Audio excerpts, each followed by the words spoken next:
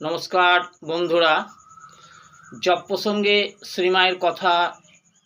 শ্রীমা বলেছেন যে জব করতে বসলেই জব হবে না, জব করতে গেলে আস্তে আস্তে আপনার মন বসবে। এই প্রসঙ্গে শ্রীমা সুন্দর উপমা দিয়েছেন।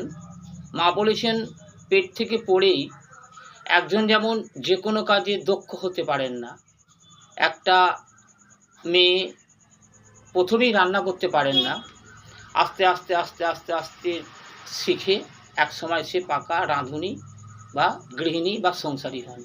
ঠিক সেরকমই জব করতে বসে আপনি আপনার শুদ্ধ কাপড়ে জব করতে বসে আপনি মন আপনার প্রথমে বসবে না, উড়ে এদিক ওদিক ঘুরুক, কিন্তু চোখ বুজে আপনি আস্তে আস্তে অভ্যাস করুন।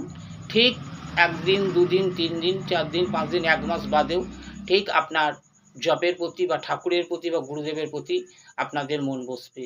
যাক আজ এই পর্যন্ত, আগামীকাল বাকি অংশ বলবো। সবাই ভালো থাকবেন। জয় মা, জয় মা, জয় মা।